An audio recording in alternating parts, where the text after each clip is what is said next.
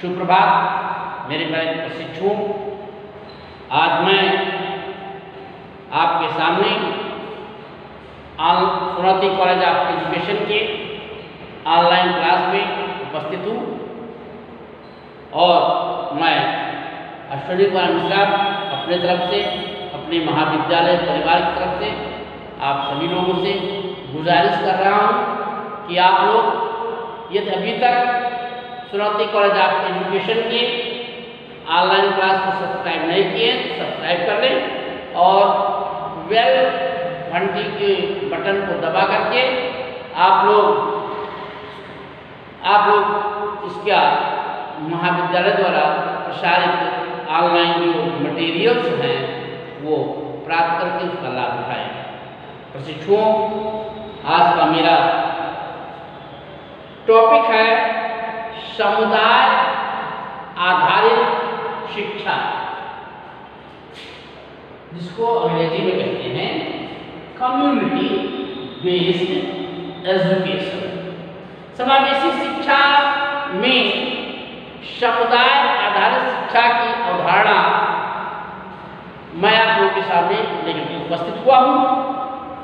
जो ये विशेष शैक्षिक आवश्यकता वाले व्यक्ति हैं, जो बालक हैं, उनकी शिक्षा की पूरी बुनियाद सहभागिता निर्मित करने पर टिकी हुई है। एक अकेले व्यक्ति के प्रयासों से उन्हें शिक्षा की मुख्य धारा से जोड़ना, शिक्षा की मुख्य धारा में सम्मिलित करना असंभव सा प्रतीत हो रहा है। इसलिए यह परिकल्पना की गई जो विशेष बच्चों की आवश्यकता वाले बच्चे हैं, उनकी शिक्षा जो हो वो समुदाय आधारित होनी चाहिए, अर्थात समुदाय की सक्रिय भागीदारी होनी चाहिए। समुदाय की सक्रिय भागीदारी होनी चाहिए। यदि जब हम समुदाय को लेकर के उनके शिक्षा की व्यवस्था करेंगे तो निश्चित रूप से जो उनके विकास में अत्यंत प्रभावकारी कदम होगा और उनका जीवन सफल बन सकेगा। प्रशिक्षुओं, समावेशी शिक्षा हेतु यह आवश्यक है कि विद्यालयों को, शिक्षा संस्थानों को, शिक्षण प्रक्रियाओं को सामुदायिक जीवन का केंद्र बनाया जाए, जिससे कि बालक का सामुदायिक जीवन की भावना से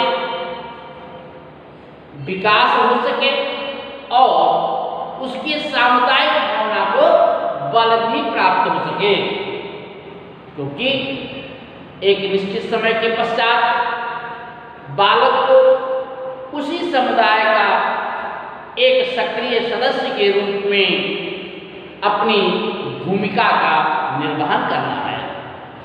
इस उद्देश्य की प्राप्ति के लिए समय समय पर विद्यालय में सांस्कृतिक कार्यक्रम, वाद विवाद, खेल कूद, देशाटन जैसे मनोरंजक कार्यक्रमों का आयोजन किया जाना चाहिए और उनमें बालकों के अभिभावकों को, समाज के अन्य प्रतिष्ठित व्यक्तियों को आमंत्रित किया जाना चाहिए, जिससे कि उन्हें इन बालकों के एक समावेशित शिक्षा वातावरण में शिक्षा ग्रहण के संबंध में फैली भ्रांतियों को दूर कर उन्हें इन बालकों की योग्यता व प्रतिभा से परिचित करवाया जा सके। और इसी के साथ ही जो ये विशेष आवश्यकता वाले बालक हैं, वह भी समाज में अपने को एकल महसूस न करें। इन्हीं बातों को ध्यान में रखते हुए सामुदायिक शिक्षा की अवधारणा की गई है। इसी के साथ ही जो दूसरा पॉइंट है वो है शिक्षकों को पर्याप्त प्रशिक्षण। जो समुदाय आधारित शिक्षा है उनमें जो शिक्षक हैं उन शिक्षकों को भी सम्मिलित किया जाना चाहिए और उनको पर्याप्त प्रशिक्षण प्रदान करना चाहिए। शिक्षकों का के बारे में ये कहा गया है कि शिक्षक शिक्षा पद्धति की वास्तविक गत्यात्मक शक्ति तथा शैक्षिक संस्थानों की आधारशिला है। प्रशिक्षक शिक्षक ही वह शक्ति है जो प्रत्यक्ष और परोक्ष रूप से शिक्षण अधिगम प्रक्रिया को सबसे अधिक प्रभावित करता है। अतः जो समावेशी शिक्षा व्यवस्था के अंतर्गत शिक्षकों को ये जिम्मेदारी है कि और भी बढ़ जाती है, क्योंकि समावेशी शिक्षा व्यवस्था में अध्यापक केवल अपने आप को केवल शिक्षण कार्य तक ही अपने आप को सीमित नहीं रख सकता, अपितु विशिष्ट शैक्षिक आवश्यकताओं वाले बालकों का कक्षा में उचित ढंग से समायोजन करना, उनके लिए विशिष्ट प्रकार की शैक्षिक सामग्रियों का निर्माण करना, विद्यालय के अन्य कर्मचारियों, अध्यापकों तथा विशिष्ट आवश्यकता को पूरा करने के लिए सामाजिक सहयोग और अन्य विशिष्ट आवश्यकता की पूर्ति के लिए सहकारपूर्ण व्यवहार करना, बालक को मिलने वाली आवश्यकताओं के लिए आर्थिक सुविधाओं का वितरण करना आदि कार्य भी करने पड़ते हैं। इसलिए अध्यापक से यह अपेक्षा की जाती है कि वह समुदाय में पूर्णतः निपुण हो और उसे विशिष्ट सामग्री की जानकारी हो, बालकों के प्रति स्वस्थ व सकारात्मक आवृत्तियों रखता हो, उनके मनोविज्ञान को समझता हो, तभी बालक का सामुदायिक विकास हो सकता है।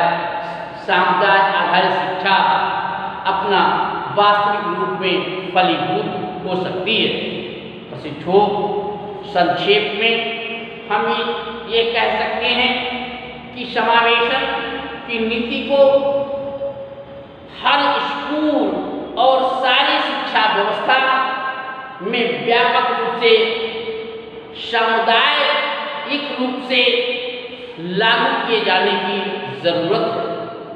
बच्चे के जीवन के हर क्षेत्र में, वह चाहे स्कूल में हो या स्कूल के बाहर हो, सभी बच्चों की भागीदारी सुनिश्चित किए जाने की जरूरत है। विद्यालयों को ऐसे केंद्र बनाए जाने की आवश्यकता है जहां बच्चों को जीवन की तैयारी कराई जाए और यह सुनिश्चित किया जाए कि सभी बच्चे, खासकर ऐसे बच्चे जो शारीरिक रूप से, मानसिक रूप से असमर्थ बच्चे हैं, समाज के हाशिए पर जीने वाले बच्चे को, कठिन परिस्थितियों में जीने वाले बच्चों को शिक्षा के इस महत्वपूर्ण क्षेत्र के सबसे ज़्यादा फायदा मिल सके। शिक्षकों, इसी के साथ मैं अपनी वाणी को विराम देता हूँ और आपको समझ में आ गया होगा। लाइक करना ना भूलिए। जय हिंद, जय भारत।